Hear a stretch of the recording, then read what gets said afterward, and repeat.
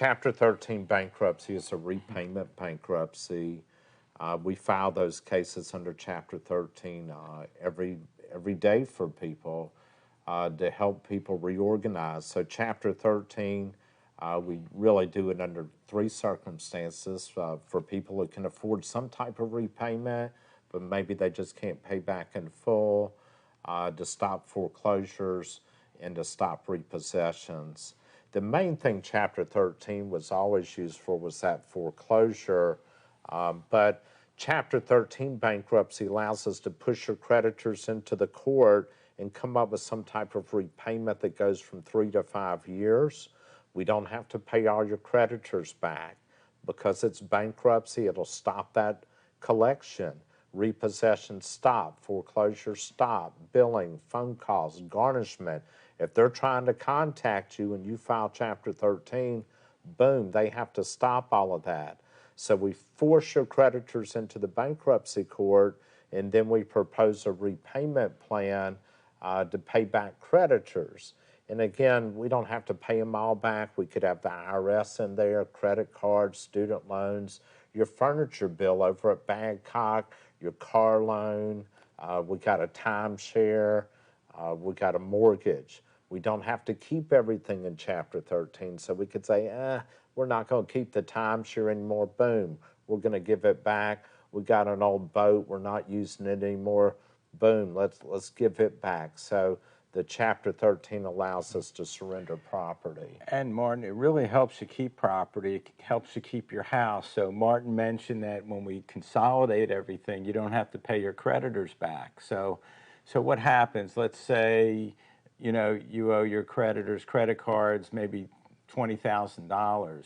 Well, and you're paying them $500 a month now. You know that type of thing. Well, in the bankruptcy case, maybe instead of $500, they're only getting $50 a month. And you're saying, well, where's that other $450 goes?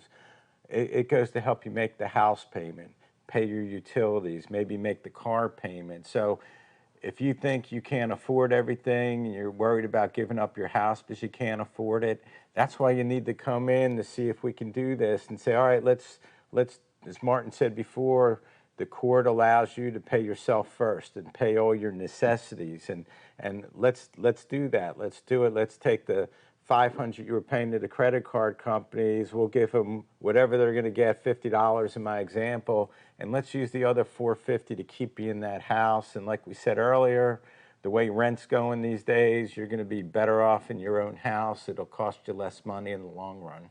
And so Chapter 13 is budget driven. It's driven by your ability to pay back. And if all you can pay is pennies on the dollar to like a credit card company, then hey, we'll have the court approve that repayment plan. Now, with regard to the mortgage, the Chapter 13 gives us a couple options.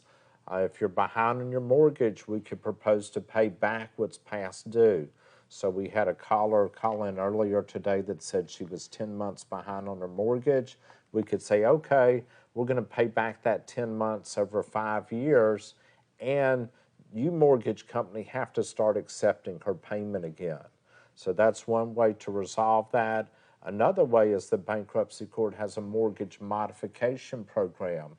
So if we thought it was the right case for it, we would say, hey, let's go into the modification program through the bankruptcy court and see about rewriting the terms of your mortgage. So Chapter 13 gives us a lot of options. You don't have to figure all this out. We're going to figure this out for you as your lawyers. We're big hand holders trying to get you through all of this, and also be able to afford your basic living expenses.